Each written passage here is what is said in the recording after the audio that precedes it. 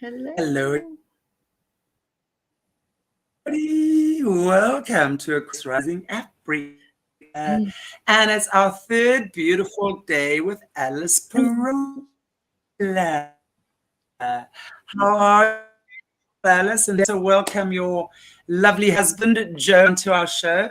How are you guys doing? And welcome. Thank you so much for joining me again for this really, that's amazing. I've been for you since you've been talking, lady. How have you been enjoying sharing your story and using your voice so far? How's it been for you? It's been very interesting. I think one of the things that you said when we were back in the green room before we got in is about cognitive dissonance and the repel against this topic matter of mental health and mental illness. And so it has been very, very interesting. The people that I thought would be interested and would jump on the bandwagon and just be there for me are dead silent, and ones that I never thought would come out of the woodwork are coming out of the woodwork. So it's kind of the exact opposite of what I thought was going to happen. And I know that's okay because it's all in God's plan. But, you know, do you mind repeating what you said to me about the cognitive dissonance? Because I really believe that you had a very valid point when you said that. We lost her, Joe. It's you and me, babe. Hey, I'm here. I didn't think I was going to be gone for long. Okay. Cool. Sorry, I missed out on quite a bit of that while I was just sorting my network out. Sorry. Okay. As you guys know, we have some internet issues here. Seems to be improving, but I just had to sort a little network glitch out. Okay, so what did I miss? I wanted to ask you if you could repeat what you said about the cognitive dissonance against this topic of mental health and mental illness, because I thought it was brilliant, and I can't remember exactly what you said. I don't want to misquote you. No, what I was saying, we were having a little bit of a chat off air about this, and you know, what I was saying is that this is such an uncomfortable topic for a lot of people, because I do believe it's so prevalent in so many families and so many homes. But I think because also that people have not known how to deal with it or deal with family members who've been afflicted, it's a very hush-hush topic. And I think when we start talking about things like this, it's always something that cracks open slowly. A lot of people have a lot of cognitive dissonance around this topic. They just don't want to see it, or they can't quite understand. And you know, I'm not sure where the labeling has come from, to be perfectly honest, around this. Because as we were saying, you know, when we're looking at like diseases like cancer or any illness, any body illness, you know, even if it's self-inflicted. Hello, someone's been smoking 50 cigarettes a day, and then they get lung cancer, and everyone's like, oh my gosh, you poor thing. And not that it shouldn't be that way, but you know what I'm saying? So when it comes to this sort of stuff, when it's not self-inflicted, it's something in your specific case, for example, came from your childhood. And most of this comes from that. And I think that's a lot of stuff that people are feeling so out of control to change or to heal, because they think that once, you know, because it happened in their childhood, they were out of control. They had no control over it. And there's no way to heal it except to box it and keep it there and pretend it didn't happen. You know what I'm saying? It's a very difficult pain for people to deal with, because it's not just the mental disorder and how it's manifesting, but it's the root of it. And that means we've got to go and look deep. And I think a lot of people don't like to do that, because as with so many things, there's so much pushing things under the carpet, you know, sweeping things under the carpet. We'd rather just take a pill and go to my doctor once every 3 months and make sure I'm fine and make sure my lithium is up and what, I don't know what people take. I remember actually reading a survey maybe 10 or 15 years ago. It was a long time ago. And 80% of the Western world who was researched was on some type of antidepressant. Mm-hmm. Mm-hmm. It's scary. Especially since COVID. Yes. Well, this is even before COVID. I can imagine what it must be like after COVID, because I know, in South Africa, the domestic violence cases went up in 3 months, the first 3 months, by 87% of domestic violence cases increased. So, of course, it's going to bring everything up. It's like that boil that has to come and, you just got to burst it. It's so painful, But, and I really think, so that's why, this whole COVID time has been very, very good and quite a phenomenal time of exploring and self-discovery and these things. So it's shown me it's been very good. And I love to broach these topics. And I know they're not always the most popular topics to broach. But honestly, I think it is so important for every single person out there to understand, even if it's not in your family. I'm fortunate that I don't have any kind of thing. I don't have physical illness or mental illness that runs in my. Doesn't mean we don't get mad with each other. Just take each other out and order a hitman, but we don't.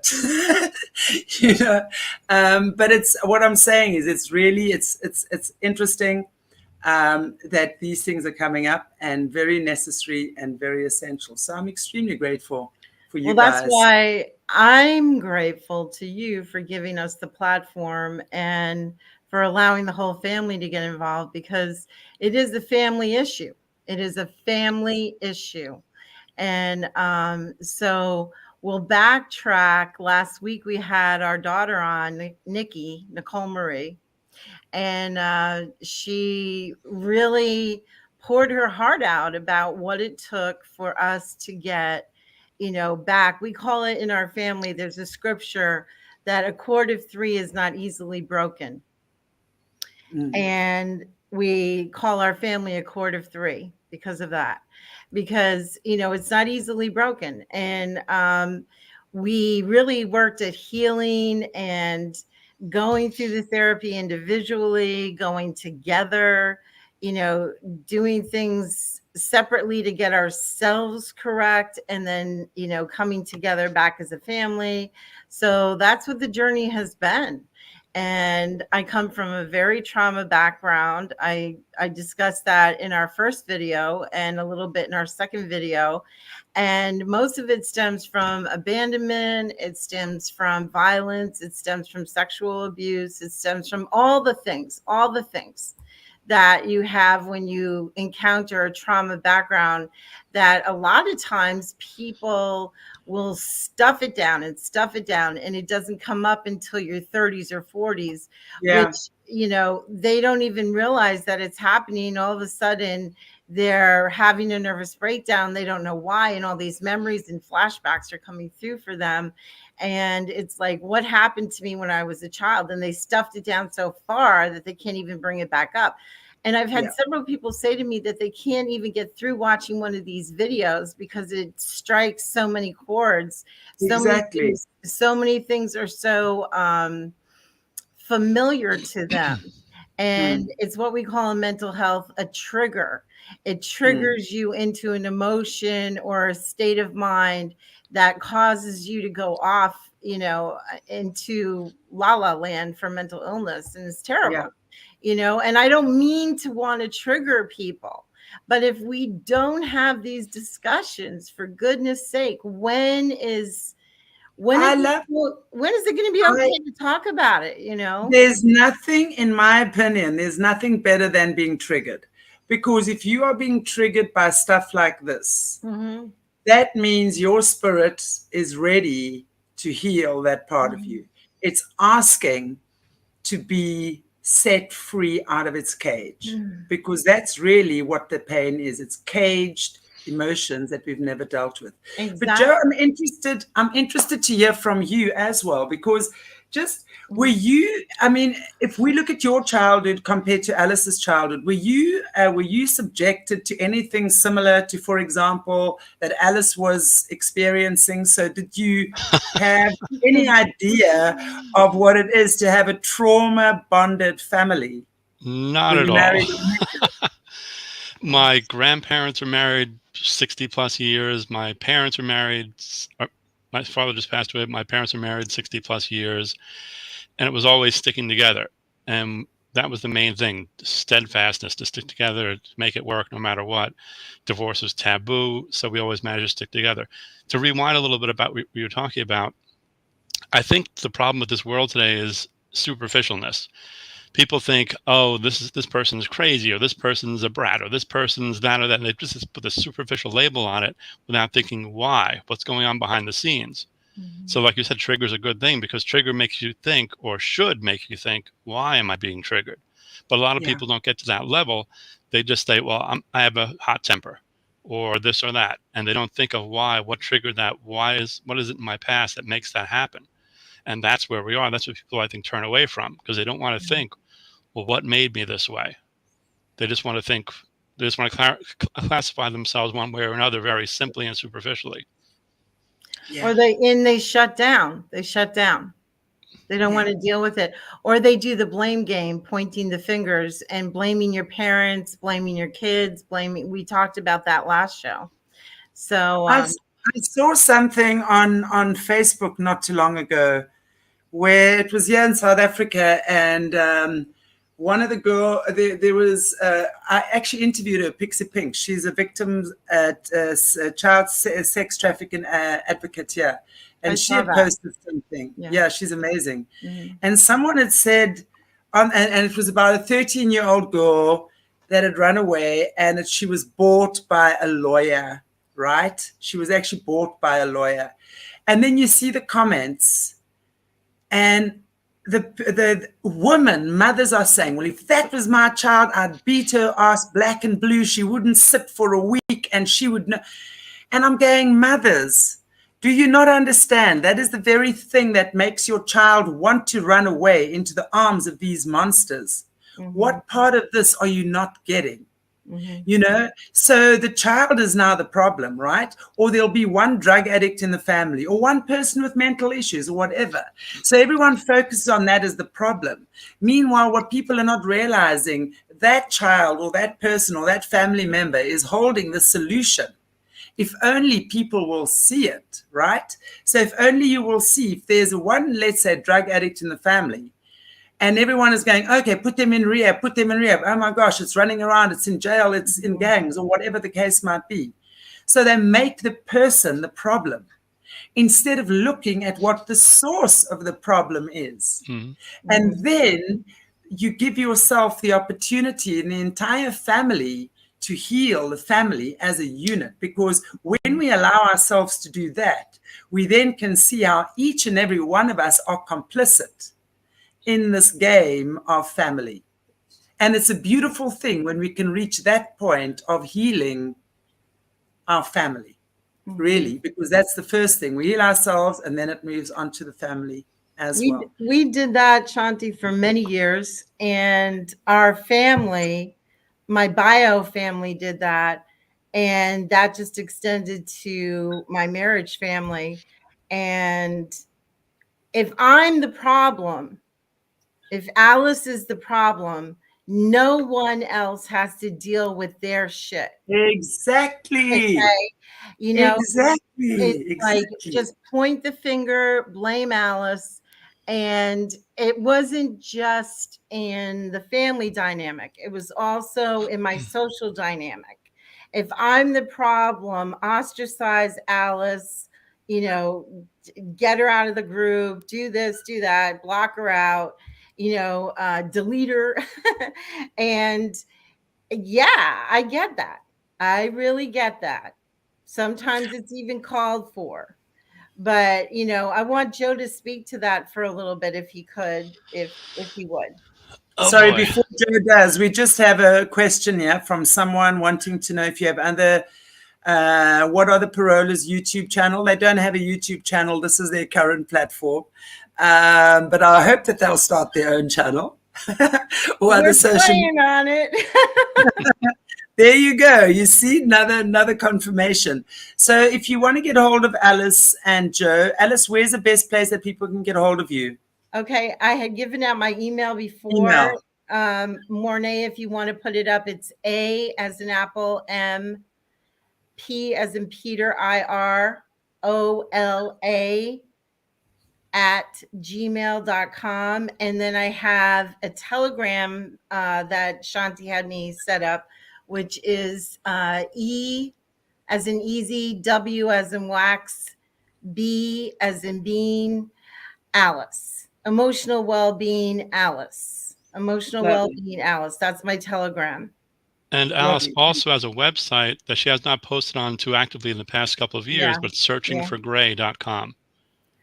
Searching for Gray is all one word, and you can use A or E in the gray. Yeah, gray can go either way. Yeah, exactly. That's perfect. So, Joe, why don't you want to take it from? Well, I'm going to start our initial story. Yeah. Okay. Long time ago, almost 37 years now, we met at a wedding of mutual friends, and something sparked. Alice lived in Florida. I lived in New York. I traveled down there, I think November, after we met in September, and we started a romance. December, I asked her to marry me. February, she moved up to New York. By July, we were married. But in June, things started bubbling up from Alice that I had not anticipated. I just thought, love, sex, fun, that's all it was. And then the obsession started coming in and other things and disagreements. Me coming from my life, everything was logical, reasonable. There was no reason to be suspicious of people who weren't cheating on you and things like that. But Alice started exhibiting behaviors I'd never seen before in my life that I didn't deserve, I didn't appreciate. Okay, let's preface this and go back one step. Prior to getting married to him, I did spill the tea on all my trauma background and my mental health issues. Well, we didn't know what. I did not hide. Well, we didn't know what mental health issues meant. We didn't know how bad it was. We thought depression. I did tell him. We thought the big word 35 years ago was depression or anxiety. Yeah. But still, Mm-hmm. I would get called incessantly at work or have a beeper that would beep constantly. Alice had abandonment issues. So if I wasn't around and she couldn't get a hold of me, she would freak out. Right. I didn't understand that. I thought, I'm at work. You should trust me. So anyway, a week or so before the wedding, I said, I can't do this. Alice burst into tears and I held her and I had this moment and said, how bad could it be? It's not that every person who has problems gets cast to the gutter. So we'll make it work somehow. So I changed my mind within 2 minutes and I said, okay, we'll make it work somehow. And we tried. So for the next 5 years, we had a tumultuous relationship trying to make it work. And by that time, I was ready to bow out. But by about 5 years, Alice was pregnant. So another one of my life constructs came into play. And that was an oopsie because we weren't planning on having kids at all. We never wanted children. And I'm just going to say really quick, I want to insert the story about Nikki, just how if you met her last week or if you didn't see the video, I hope you will go back and see the video because she's exquisite. If I don't say so myself. But they had called us on a Friday and they said I had an amniocentesis test and unbeknownst to me, it was taken too early in the game because I wasn't as far along as they thought I was. Long story short, they told me your child is going to be born severely Down syndrome. She is not going to have limbs. She's going to be like a mental vegetable. And we recommend that you abort this child. And I had the weekend to think with Joe as to whether or not we wanted to end the pregnancy. And at the time, we were not serving God. We were just, hanging out, doing our own thing. Church of Joe, we used to call it. And that was my church. That was his church. And the thing was, I had this knowing inside of me, Shanti, that said, do not abort this pregnancy. Do not abort this pregnancy. And back then, you got to remember, she's 32. So we went through the whole pregnancy not knowing for sure what was going to happen. And she was born perfect, beautiful, healthy, just incredible. So that's the story there that really turned us around. And I received Christ as my Lord and Savior through that process. And Joe caught up a couple years later. But go ahead, Joe. So anyway, had it not been for Nikki, we wouldn't be married probably, because after 5 years of things not getting better, trying to go to counseling, things like that, having knockdown, drag out fights over all kinds of disagreements, where I thought logic usually prevailed, reason prevailed, and it didn't really work in these situations. Nikki basically kept us together, and I never would abandon my child. So to get divorced, to abandon your child at least halfway. So I never wanted that. So we decided to stick it out. And at that point, Alice started working more out of the house. I'm a computer guy who can always work from home. So I became a little bit more of a mother to Nikki than Alice did. And so we had our own bond, and we began doing things together. And I loved that time. Let me go back a few years. During those 5 years before Nikki was born, one of the therapists Alice had seen, the very first one, after she had explained her whole story, called her the bomb child, because she had never heard of so many different things happening to a person. And it's like the picture of a kid in blown out ruins you see walking around with a teddy bear, the bomb child. So anyway, we realized things were pretty bad. We still had not heard the word borderline personality disorder. We were still trying to flesh out what it was. I'm not even sure what we called it back then. But anyway, we knew we were dealing with things. That's why I was about to bail before Nikki came along. So anyway, after Nikki came along, things started to get better, because a child usually does that a little bit. But things got worse as Nikki got bigger. I'm not really sure where to go with this.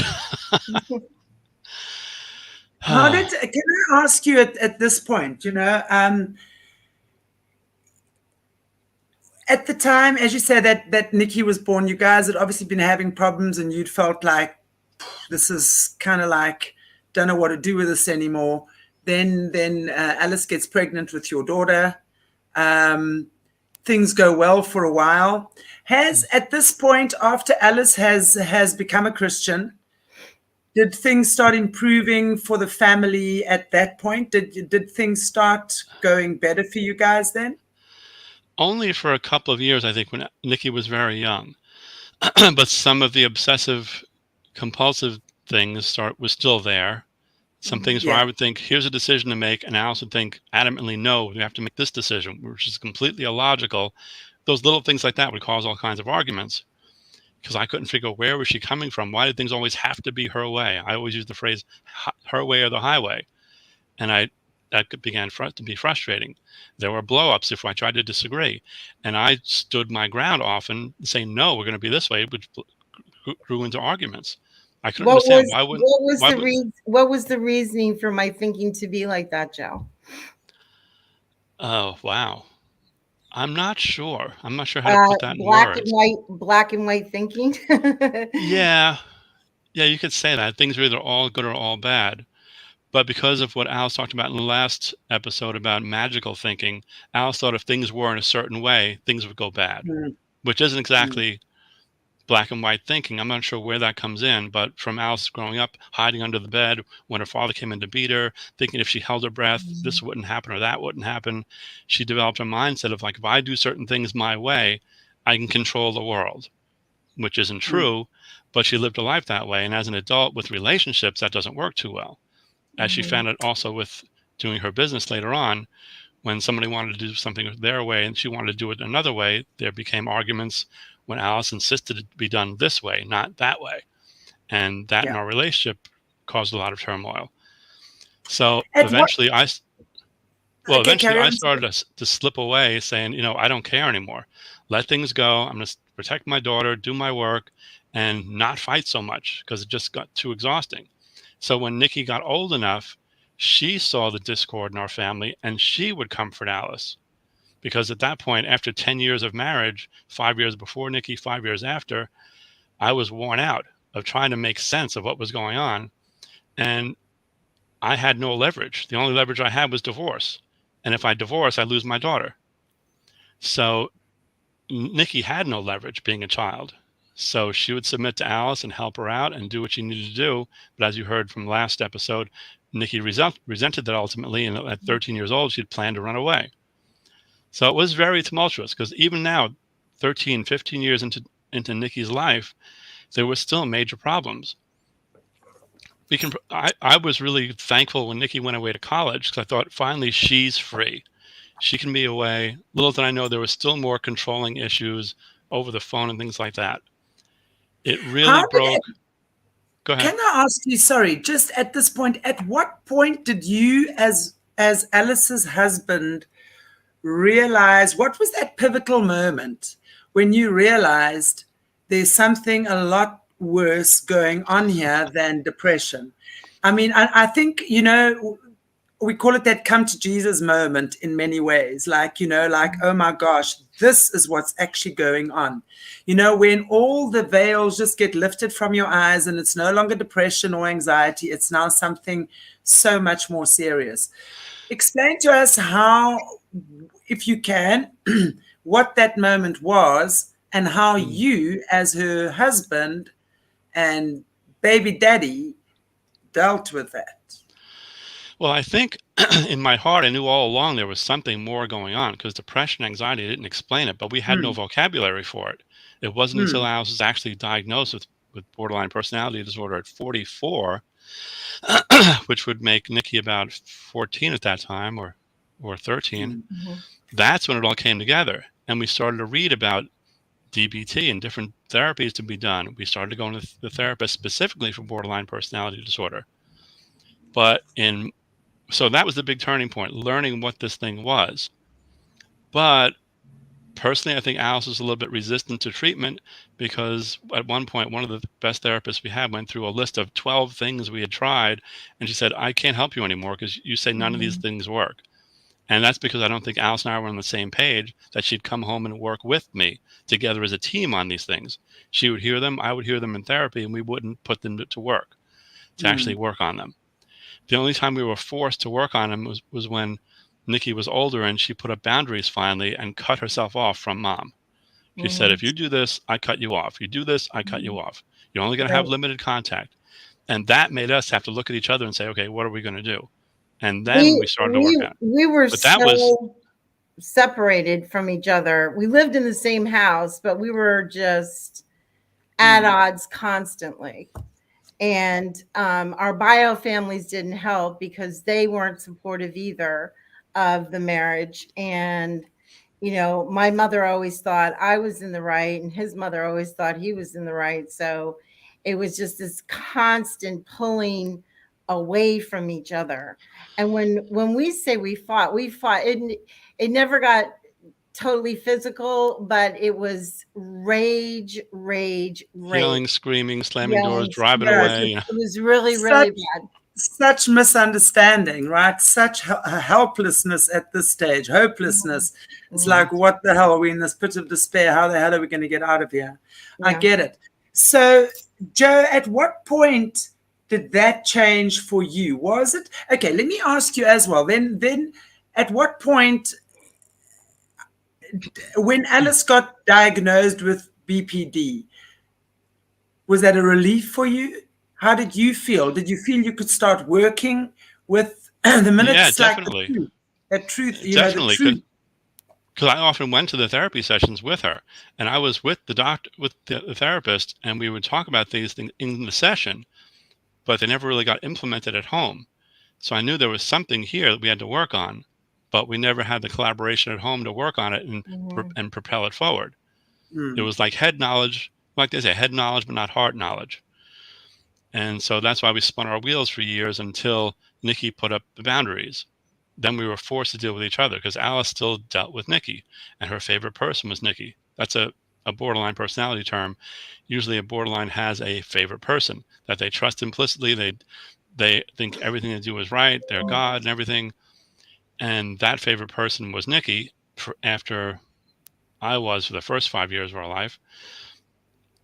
And when Nikki finally closed the door on that, saying, you can't do this anymore, I put up these boundaries, that's when we had to work together as a team.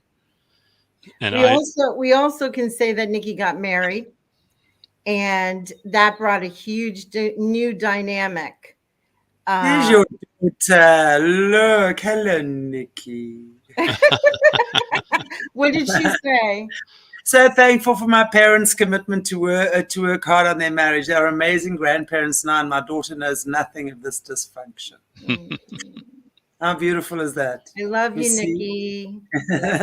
We often call Nikki Desi and Desi Nikki. Yeah. They're both our kids, like. Exactly. Yes.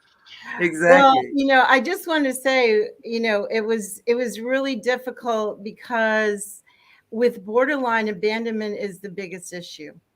And when you have somebody that is constantly coming against you, and I knew that his family also was not supportive of our marriage, I always felt this abandonment was right around the corner. Okay. Because everybody had abandoned me in my life. So I just assumed. And one of the things he would do when we would fight, which we've learned since, is he would leave. He would leave and he would go out and he would say, I'm going to stay overnight in a hotel. I'm going to do this. I'm leaving you. I'm divorcing you. And right away, I would go into suicidal ideation.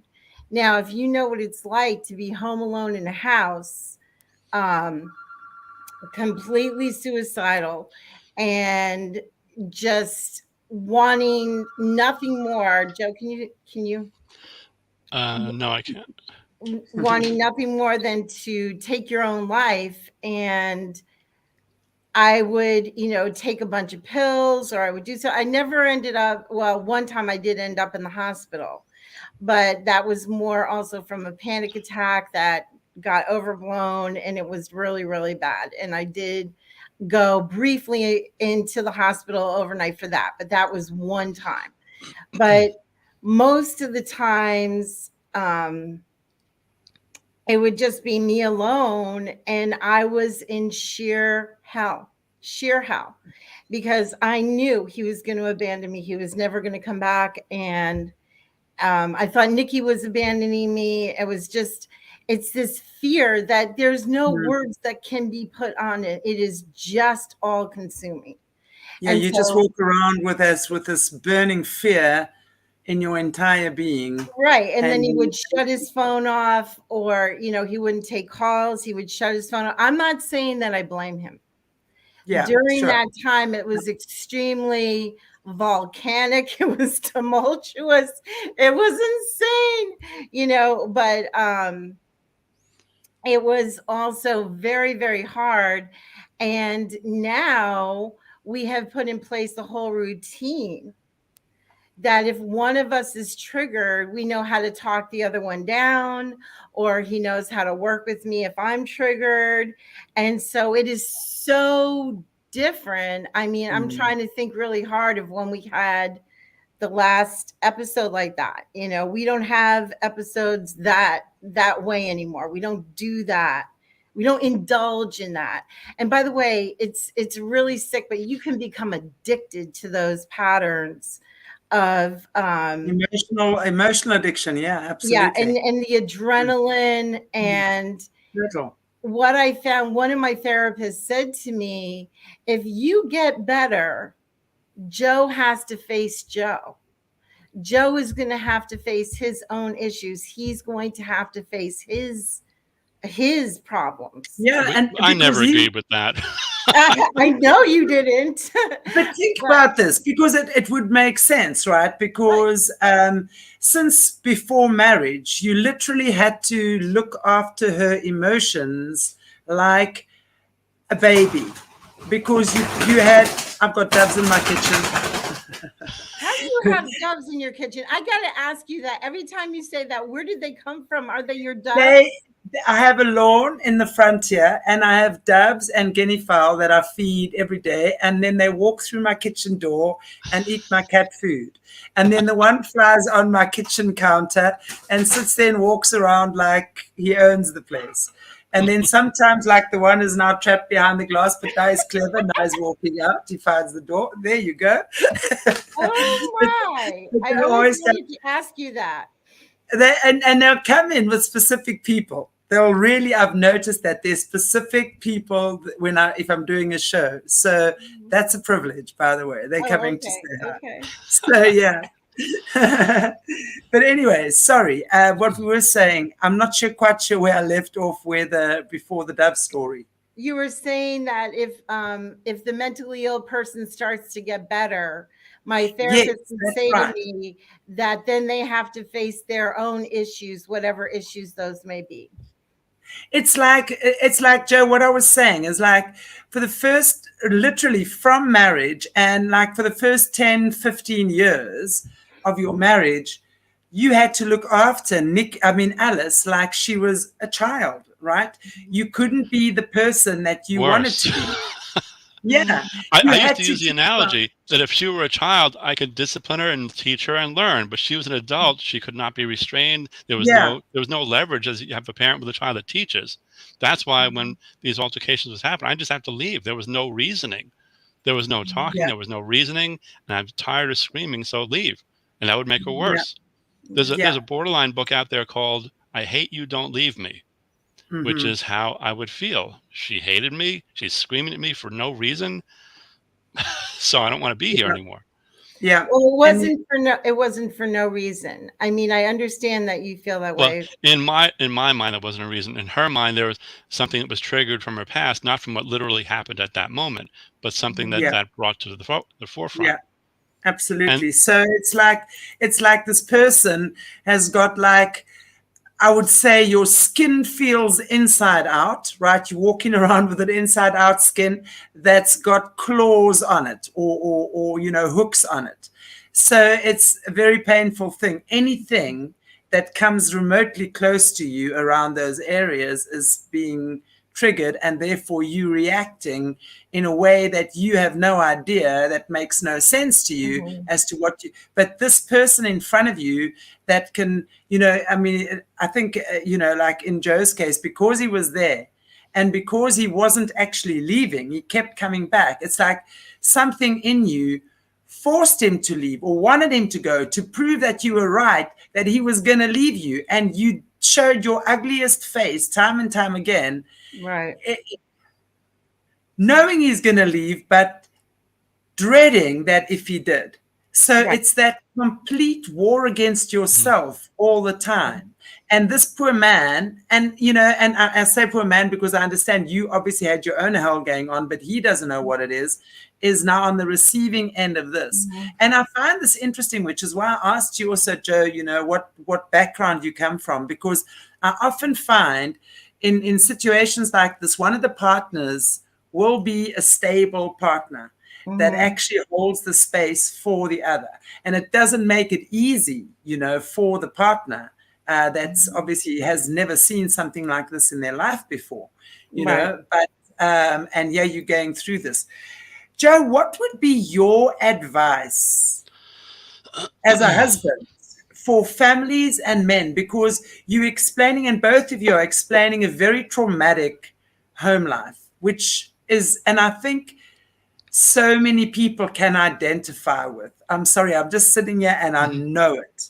And it's like, and as you say, the divorce rate is so high, the suicide rate is so high, because obviously the one partner will leave and the other one has, as you say, that suicidal ideology where you just can't live on your own. It's just, the world is just too dark a place, right? So how would you then, Joe, as the partner who doesn't have borderline personality disorder or whatever it might be, what would you say to husbands and wives out there who are facing what you faced? What would your advice be for them to get to the point that you and Alice are now, where you can, I wish I had the link, but I've seen an old video which shows this guy walking through town, seeing all these people arguing, being mean to each other, all different things. And he's just disgusted with all these people off-putting that are just all these nasty scenes. And then he meets somebody who gives him a pair of glasses. He puts these glasses on, and all of a sudden he sees what into their mind, like, oh, what's really going on? And he has sympathy for all these people. He sees everything in a completely different light rather than just the surface. I wish I had the video. We'll post it at some point when I remember where it is. But that's the key, to look beneath. Don't just see, oh, there's rage, I'm going to fight back. Think there's rage. Okay, where's that coming from? What kind of day has she had? What just happened that might have triggered this? That's where we are now, to look beneath the surface. Like I said in the beginning, a lot of this ignorance of mental illness is because everybody is so superficial. They look at the surface, period, think that person's labeled this, label that. But if you look below the surface, there's a reason. Maybe they're dealing with a lot. Maybe it's just that something happened today. Maybe it's something happened 50 years ago. Either way, there's something else. And that's where you have to take this from, looking beneath the surface, not just taking offense at things you see. I want to add in here that a trigger is a sight, a smell, a sound, a touch.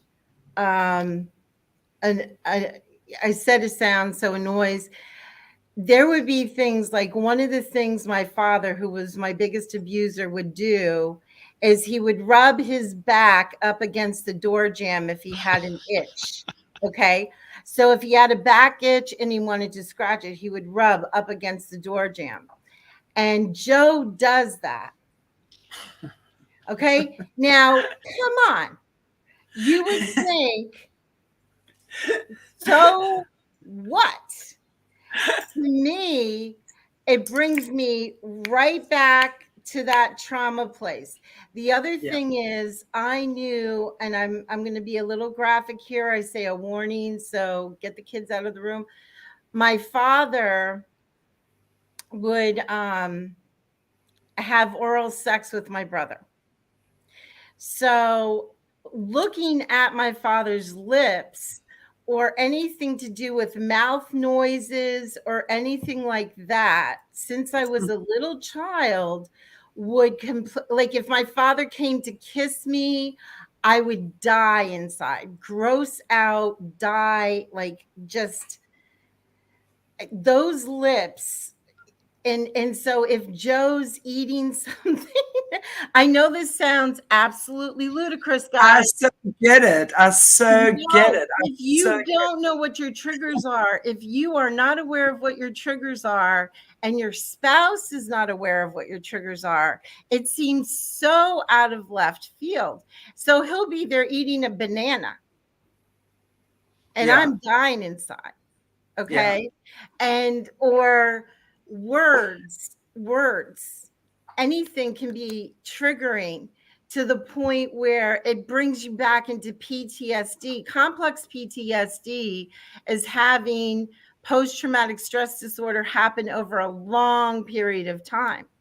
Yeah, absolutely. So does that make sense? Yes, totally. But then, that begs the question for me then as well, is that how do you deal with those triggers? Because you, as the person with, let's say, BPD that is being triggered by old things, and I can totally get that when you've experienced that, any kind of noise relating to that would be something that is so disgusting. I mean, I'm triggered by that, okay?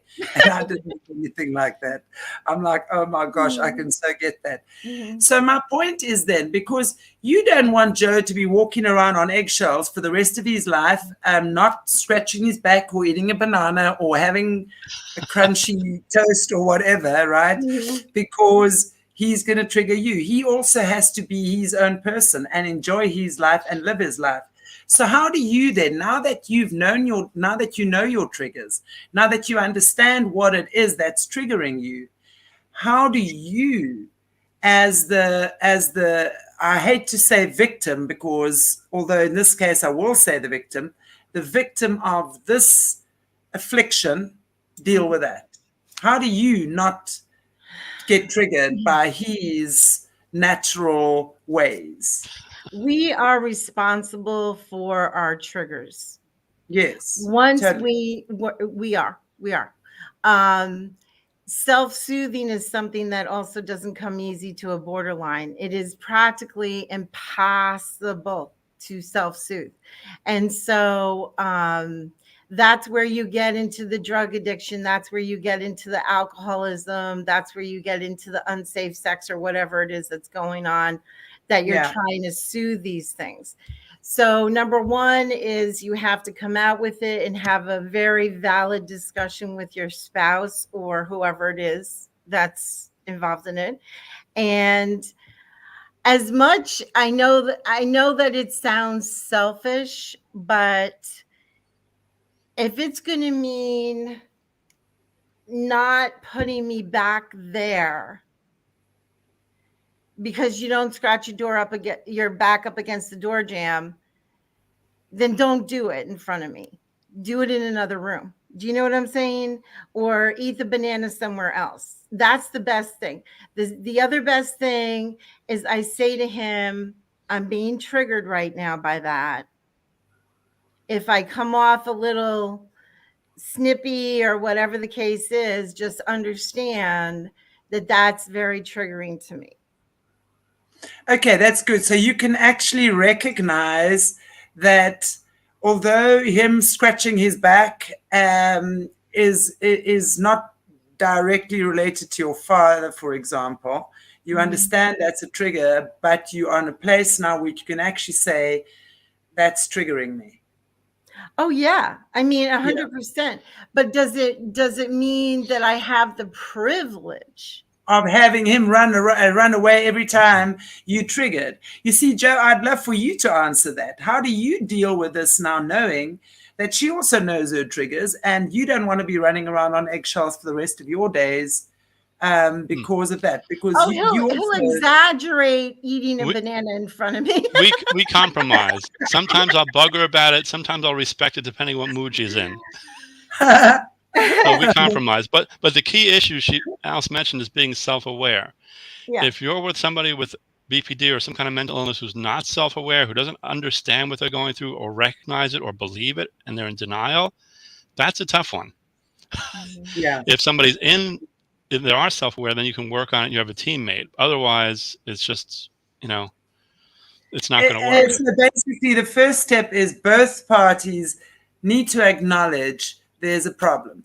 So if anyone watching this is having any kind of similar situations in their home life, for example, and feeling very uncomfortable at this conversation because it's just hitting too close to home, then that probably would be the time to say, I think we need to seek help.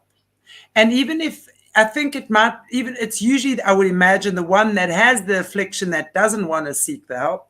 But then there would be the partner who could then get some support. Are there support groups for this?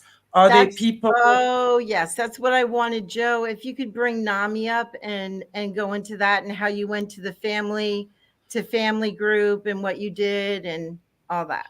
Yeah, NAMI is an organization. It's national, called, I think, the National Alliance on Mental Illness. Mm-hmm. And they offer free classes for individuals. They offer group therapy for individuals. They also offer what they call family to family, where family members of those with afflictions get together and talk. Mm-hmm. They have a whole manual they go through, how to communicate, how to understand what the other person's going through, how to deal with confrontation. It was pretty good. Of course, we did some mock confrontational scenes, which weren't nearly reality, because how could they be? But it was very interesting and taught me a lot. So that was very helpful. And also to talk to other people who go through the same thing from the other side of the fence. So that was very helpful. And it's free. You can look it up anywhere. Yeah, he went to my therapy with me. NAMI is free and has classes for the mentally ill. In the United States. Yeah, and all throughout the entire United States. There's a branch of NAMI in every single state that you can think of. And but we hear this stuff, and I have to bring this in here because we hear about this so often, is that a lot of these therapists and things that you're seeing that are actually doing this kind of therapy are we've been told that they kind of not really there to help you if you understand what I'm saying, especially in these types of situations. Maybe I think it's more what I'm looking at here is more the people that have been SRA'd. for sure. There's a lot of therapy. So, NAMI is different, Shanti. I think you're more looking at getting into a situation with a personal therapist, with a private therapist, or with a therapist that belongs to a conglomeration of therapists where it's just like cookie cutter and everything. I've been through all the types, No matter what, you have to use discernment to see what you're getting right. into. If something NAMI, feels off, leave. yeah, then you just got exactly. to, yeah, exactly. Like Exactly. I'm trained, I went through the training to become a coach for NAMI. Okay. So I was teaching other mentally ill people, not because I'm any better than them, but because we can all relate. But I had overcome those things and I was teaching them how to work through their symptoms. Okay. And they call it peer to peer. And it's very, very, very helpful. And so I went through peer to peer, and then I became a trainer for peer to peer. Okay. Wow. Yeah, Alice would often tell me, you don't understand because you don't have this, you don't know what it's like. So somebody with mental illness can relate a lot more to somebody else with mental illness who is self-aware and can instruct on that. So I really think the next is, really just for people to start reaching out, getting support, whether you're a child, a parent, a spouse, a son or a daughter. And I think it's so, what I wanted to say as well, I think because, as you say, Joe, as recently as 10, 15 years ago, these things didn't even have words. And I don't like labeling, but I do think, it's good to be able to diagnose so that we know what we're dealing with and not to label you. And what was someone saying? Yeah, easy, true self-audience. Yeah, you are again. Lovely to see you. I was told I would grow out of it. So who the hell grows out of a mental condition that has been instilled through trauma, right? So it's just so silly. So it really is the time that people reach out. And this is what I'm loving about these times, is that so many, and I've been calling for the true healers for a long time, and you guys are that. Not just someone who's whatever. I don't want to be critical, but I'm saying the true healers are people that have lived through their experience and have come out at the end of the day and have the tools. It doesn't mean you've knitted the perfect sweater yet. It means you now have the knitting needles and the wool or the yarn to start knitting. That's what I'm saying. And now let's create patterns together. So it really is, that's what I'm saying. It's like really just understanding. And Joe, just because you didn't have it, you've lived with your wife for 37 years, who has had it. I think there's no better expert than you. I think you would probably be a better a therapist or healer than any psychiatrist ever could. And that's what I'm saying. For people like you to be creating groups for others to be able to support who've been through something like this, who are going through something like this, it's really, really important. There's things that you do to rebond and reconnect. And it sounds corny, but one of them that we do is we slow dance together in the kitchen. we slow. I mean, I'm so serious. Yes. It's like you just slow dance, and it's a very private thing, but I felt led to bring it up because I just feel so safe. I don't want to start crying, but I just feel so safe in his arms. And that's beautiful.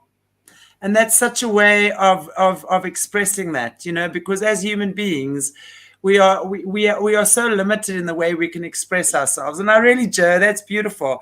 I have to say, as a husband, what you've been through, and just the chapter that I also read that Alice sent me, what you've been through, and when she was going through episodes, to sit there and just know that, there's nothing you can do except just be there. And the fact that you've been there and you haven't abandoned her, and even though you might have slept out a night and come back the next day or whatever the case might be, you always came back. And I think that is such a beautiful thing to do or be. It's like, I think it's important not to do it because you have the pity for the person. It's got to be something in your Right. heart that you choose to do, along with having the compassion for your person.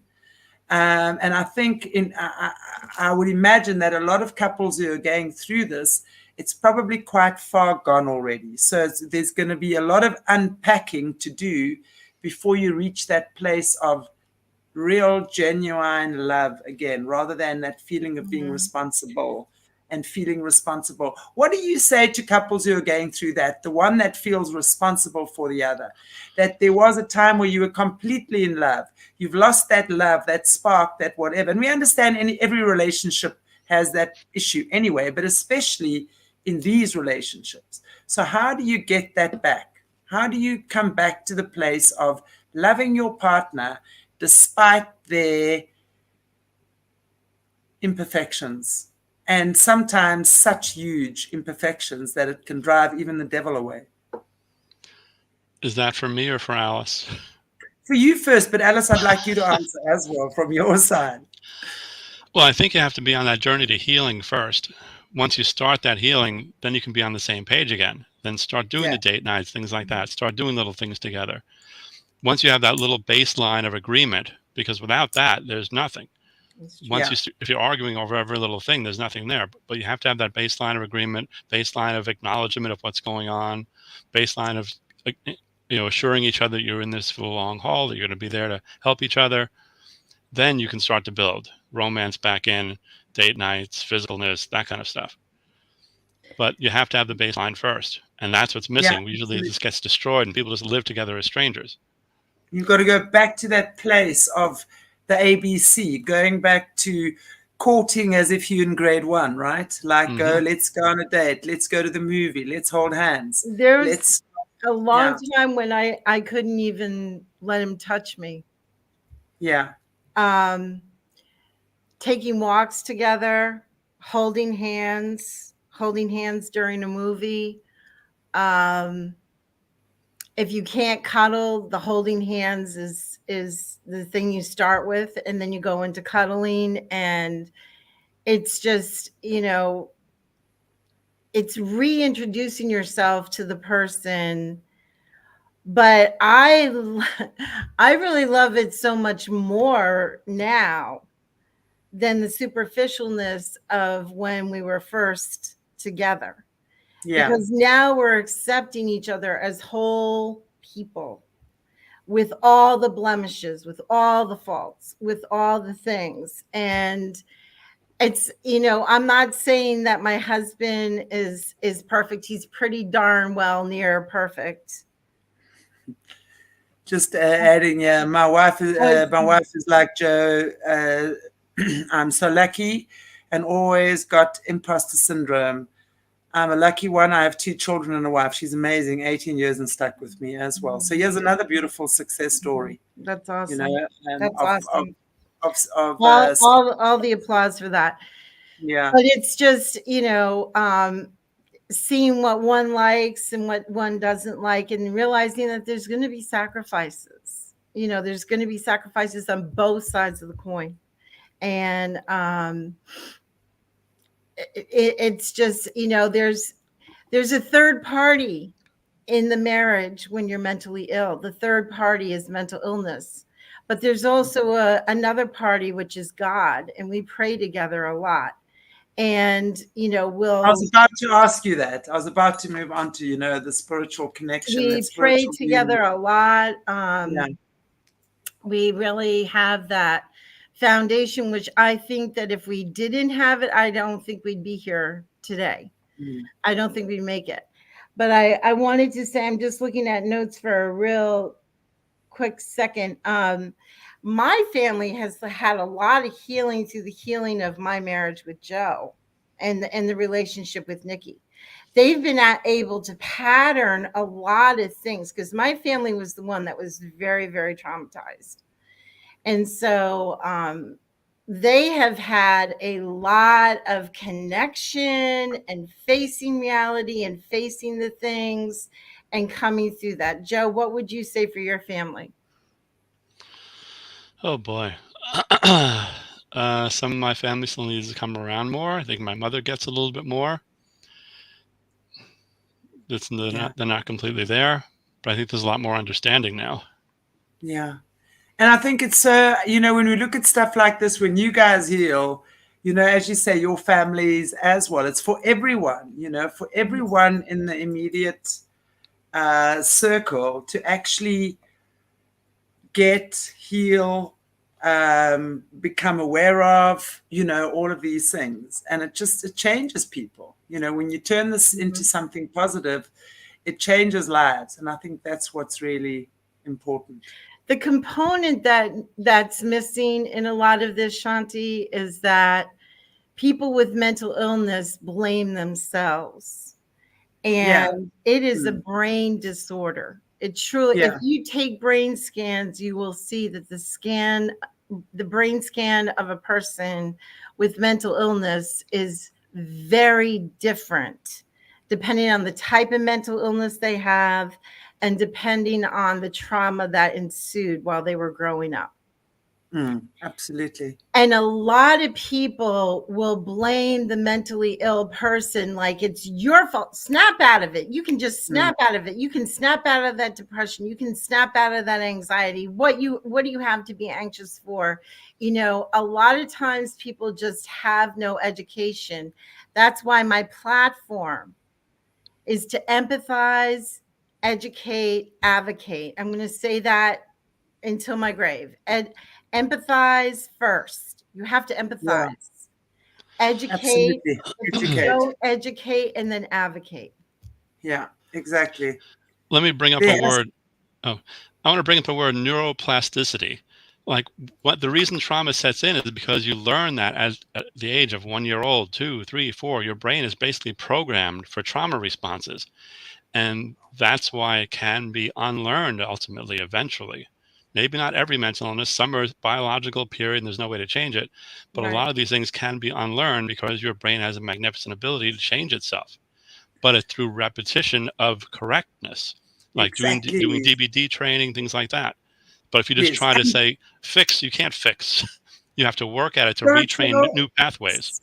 Spiritual connection to God. I always say that has got to be the first thing. It's that spiritual connection. As you say, the prayer together, the belief that God is actually stronger than anything. And God is the ultimate healer, So it's really when you let go and let God, and just let God do God's work. I believe as our emotions heal, as you say, the trauma responses change. So now you actually, because it takes 3 weeks for the brain to tread out a new pathway, right? For the mind to tread out a new pathway in the brain, 21 or 3 weeks, right? So when we consistently, and I'm thinking, obviously with such severe trauma, it's not going to be just 3 weeks. It's probably going to be 33 weeks. But repetition is magic. So you repeat. When you see yourself being triggered, you bring yourself back. You remind yourself of the truth, the real God-given, innate, in me, in my spirit truth. And that, I think, is really when people have been so traumatized, it's very, very difficult to get back to that element, because any pedophile or they're all very seductive, right? They know exactly how to harm. They know exactly how to destroy the energy points, if you will, in the body. They know exactly how, with certain repetition, it's almost like the knowledge that you are good, that innate knowledge. When your dad tells you and your mom tells you, little girl, you're cute, you're gorgeous, you're clever, what a pretty dress. Yes, you're so smart. Yes, absolutely, you're beautiful. Your parents give you your confidence. And when a child doesn't get that, and especially when there's abuse, that the root to your confidence is completely gone. There is nothing. It's like a flower standing in a vase. You've got no roots that go into the earth. So it's that. And then when we constantly remind ourselves that we are from God, you went through this trauma because you're a healer. Because you're a healer, you needed to experience this. Because you're a healer, you understand that you can bring your body back into balance again, and you can heal yourself, and you can restore yourself with God's grace, working as a co-creator with God. And of course, human beings like your husband, who will understand that and slow dance with you in the kitchen, knows that makes you feel safe. Immediately, that would be your medicine. God working through Joe to heal you, right? I just think we are all God's instruments. And as humans, we can be each other's healers. And we are each other's healers. And we don't have to be practicing healers or doctor, whatever. It's coming from your heart, right? Absolutely. When you speak Joe, from your heart. Yeah. What would you say some of the benefits are that we have in our marriage and in our family gained through, Nikki talked about this a lot last week, but what are some of the benefits that we've gained restoring our family from your perspective? What are the benefits? Oh boy. Mm-hmm. Well, having a restored family, having a relationship, I wouldn't call it benefit. That's restoring back to normal, the way things should be, because it was on the path of destruction. So it's not getting something new, but getting something that always should have been, to rebuild all that, rebuild the trust and the interaction and the camaraderie, all that stuff, the love. What about trust and Desi and being able to babysit her and have her constantly? And, what about that part? Because I know that's your heart too. Yeah, we wouldn't have had that had we not gone down this path of healing. But in all this, what the devil meant for evil, God meant for good. Like, we look at Nikki now, and she's counseling people twice her age. She's doing all kinds of things, which, had she not gone through this with us, who knows what path she would Another take. healer, exactly. So these are the true healers. Yeah, that's what I'm saying. A healer is really someone who understands these things from an innate wisdom, a place of wisdom within. It's not something that is tried. It's not something you get out of a book. Maybe you can get some reference points from a book, but it comes from here, and it comes from that true place within. And we have to do the work on ourselves to understand ourselves. We've got to do the inner reflection. We've got to see where our leakages are. We've got to see how things that are so seemingly unimportant in the past are actually affecting us in the now. Yeah. And that only comes with being quiet and being still and really just handing over to our creator, right? Nikki said last week that she was either going to sit on the victim throne or she was going to make that decision that the victim throne was not hers, and she was going to get off of that throne of guilt, condemnation, shame, all those things that come with being the victim, and be victorious. And that is a choice that we have to make. Being mentally ill, I feel that I am a burden to people. I feel that I shouldn't be allowed to live or take up space in this world because I'm not good enough or I'm defective or whatever the case is. And you know what? It's really taken a long time for me to say, I don't care anymore. Yeah. I don't care about shame, about guilt, about condemnation. I have to love myself. Absolutely. That has to come, because if it doesn't come, I can't love my husband. I can't love my daughter. Can't love my granddaughter, my son-in-law. It's just, you have to get to that point where it's like, I have this thing, I radically accept it. And that's who I am. Take it or leave it. Absolutely. Wow. Alice, thank you. That is really beautiful. And I have to say, I totally commend you for your strength, your bravery, your courage, for stepping up and stepping forward and sharing your story. And for Nikki last week, thank you so much. And for Joe here, I cannot tell you how much I appreciate your coming onto the show as well. Again, easy, true, Self-40, and this podcast is doing so much for me and other survivors of CSA. We have shared to other groups. Thank you. Listening to Alice has done more for me recently than any so-called professionals. And I'm going to put that out there because this is what it's about. Thank you. So it's very, is there any way for me to see the chat, Shanti? Or yes, you're going to go into the top right-hand side of your thing. It says comments. So you press on comments, and then the chat comes up there. The live chat comes up for you. Okay, so will I be able to see this when we sign off? Yeah, when you watch again, you will be able to. Okay. Well, I just, I can't thank you enough because you are a mentor to me from afar. You are a healer to me from afar. You are somebody that I've loved and cherished for almost 3 years now, watching your shows and just, getting to know you vicariously or virtually or whatever you want to call it. You've just been a treasure, a true treasure to me. I mean, you're a household name. Well, I don't know about that. It feels a bit weird. I'm just this farm girl from the ass end of Africa. And my biggest dream, I have to tell you, was to marry Jimmy Osmond. You guys don't know how much in love with Jimmy Osmond I was, okay?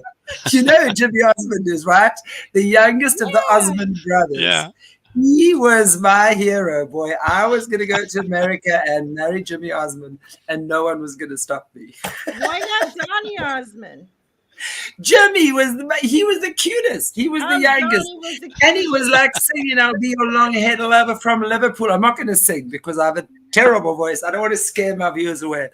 But he used to say, I'll be your long-haired lover from Liverpool. Come on, I was like 6.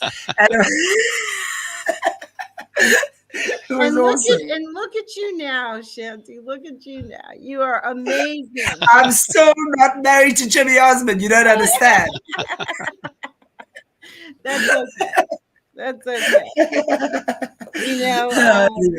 It's just been a privilege, and to have Joe and Nikki come on and join me, I think it's really worth it because to hear from the family members, I could sit here and talk all day long, but to hear their testimonies is, that's where it's absolutely at. And guys, you've got the link to Alice's Telegram group.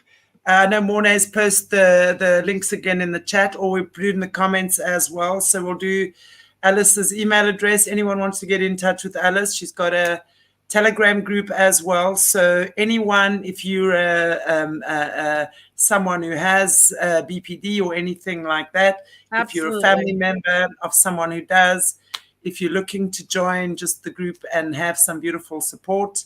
And I know Alice is very, very, very happy to be chatting to any one of you. I'm also on Facebook and Instagram.